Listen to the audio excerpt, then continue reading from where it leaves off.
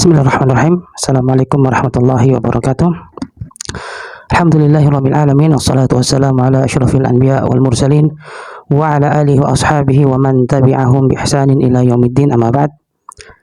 Keluargaku yang dirahmati Allah Subhanahu wa taala, pada kesempatan ini sebagaimana yang sudah kita masukkan dalam playlist kita, satu kitab lagi tentang bantahan-bantahan terhadap pemikiran atau hujjah Asy'ariyah atau Al-Asy'ariyah ya, dan kitab yang kita gunakan pada kesempatan ini adalah buku kecil dengan jumlah halaman yang sedikit, puluhan saja, 20-an saja, tetapi di dalamnya memuat bantahan-bantahan yang bagus, yang sangat jitu terhadap pemikiran-pemikiran umum atau hujah-hujah umum atau hujah-hujah akliyat al-ammah, dalil-dalil akliyat yang umum yang digunakan oleh Asy'ariyah dalam menolak ayat-ayat sifat Allah Subhanahu wa taala.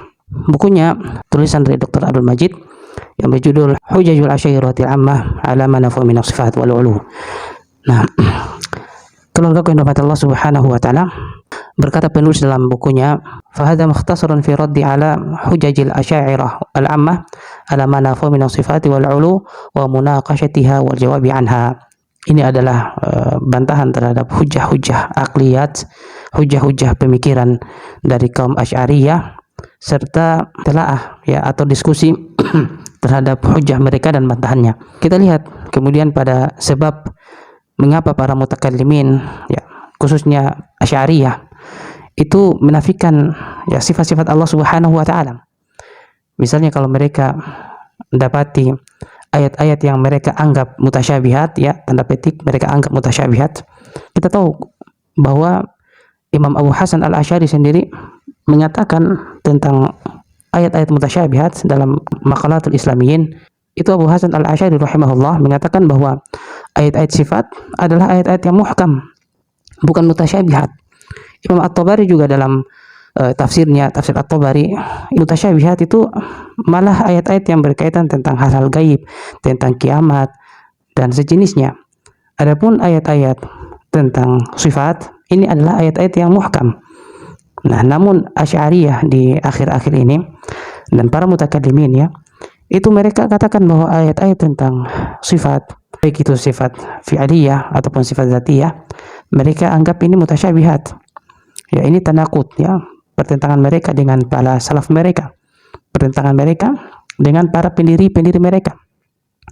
Nah, itu kita ketahui bahwa dimulainya perubahan pemikiran Asy'ariyah sehingga mereka menyelisihi para salaf mereka, menyelisihi para pendiri mereka, itu tentu dimulai dari Imam Al-Juwaini ya, Abul Ma'ali, Imam Haramain.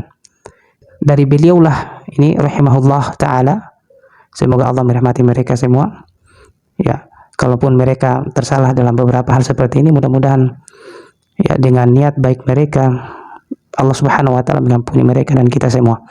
Nah, dari beliaulah ini kemudian mulai berubah arah perjalanan atau arah tujuan atau kompas Asy'ariyah yang tadinya mereka membantah Mu'tazilah, kemudian berbalik malah menyerupai Mu'tazilah dalam persoalan-persoalan sifatul zat atau sifatul khabariyah. Mereka memungkiri itu, mereka memungkirinya. Padahal Abu Hasan al-Asy'ari dan Ibnu Kullab ya justru berperang habis-habisan, perang pemikiran dengan Mu'tazilah pada persoalan ini. Ya, Ibnu Kullab dan juga Abu Hasan al-Asy'ari rahimahullah, mereka justru menetapkan ya, bahkan membela mati-matian sifat khabariyah ini atau sifatul dzatiyah ini. Nah, ini pengantar sedikit ya. Kalau yang dirahmati Allah Subhanahu wa taala, disebutkan oleh penulis di sini bahwa lam yakun nafil mutakallimina li sifati bina'in ala mawqifihim fi nusus sifat min annahum ra'u anna la budda min ta'wilih aw anna dalalatahu ghairu wadihah aw ghairu dzalika min al-umuri muta'alliqah bi tafasil adil. Nanti kita akan ya, kalau kita baca juga kan makan waktu ya, insyaallah kita akan langsung saja ya, bahwa penulis mengatakan bahwa sebetulnya para mutakallimin ya, khususnya di sini kita bicara tentang Asy'ariyah ya, mereka menolak tentang sifat-sifat Allah Subhanahu wa taala, penolakan dalam artian mereka tidak menerima makna lafaz ya, mereka takwil atau mereka tafwid ya. Itu mereka lakukan seperti itu bukan didasari pada argumen-argumen nakli, bukan didasari pada ayat-ayat Al-Quran dan hadis-hadis Nabi, bukan. Dan itu bukan rahasia umum lagi. Masdar talaqinya Asy'ariyah yang pertama adalah akal. Yang pertama adalah akal. Bahkan mereka berselisih pendapat mereka tentang kafirnya orang-orang yang berakidah memahami ayat-ayat sifat sebagaimana lafaznya. Istilahnya mereka tidak boleh ada taklid dalam persoalan akidah, tidak boleh menerima secara lafaz apa yang tertulis dalam Al-Quran tentang sifat. Ya, kalau diterima secara lafaz itu berarti taklid. Dan mereka berbeda pendapat tentang kafirnya orang-orang yang taklid dalam masalah akidah. Nah, oleh karena itu mereka menggunakan akal, menggunakan apa yang mereka sebut dengan ilmu daruriyat. Itu pondasi agama mereka.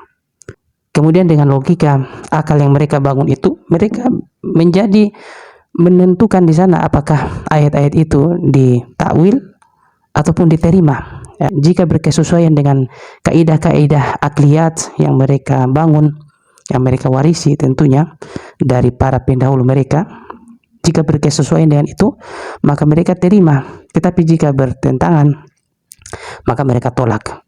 Imam Abu Hasan Al-Asy'ari dan Ibnu Kullab itu tidak menganggap bertentangan sifat dzatiyah. Namun kemudian hal itu dianggap bertentangan oleh Imam Haramain Abul Ma'ali Al-Juwaini. Lalu kemudian mereka tolak ya. Ini sama-sama menggunakan dalil-dalil rasional tanda petik ya, argumen-argumen rasional yang mereka sebut dengan hujjatul aqliyah, dalil akli. Itu berbeda-beda juga.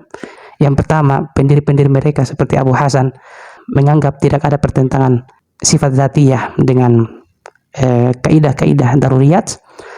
Kemudian datang generasi berikutnya Abul Ma'ali, Imam Haramain ya, mengatakan bahwa bertentangan sehingga dipalingkan maknanya.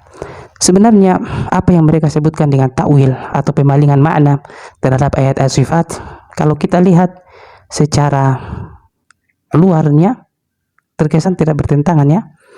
Ya, sekalipun sebenarnya bertentangan karena tidak ada para salaf yang mengartikan beberapa penerjemahan yang mereka pakai. Ya, misalnya istaula, dalam istawa itu sebenarnya tidak ada para salaf yang katakan seperti itu.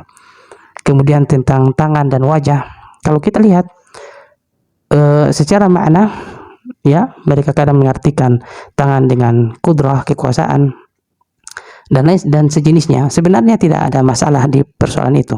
Meskipun itu juga bermasalah ya. Meskipun bermasalah, di mana bermasalahnya? Karena para salaf itu selalu menerima makna lafaz apa adanya, tidak memalingkan makna seperti itu untuk ayat-ayat sifat.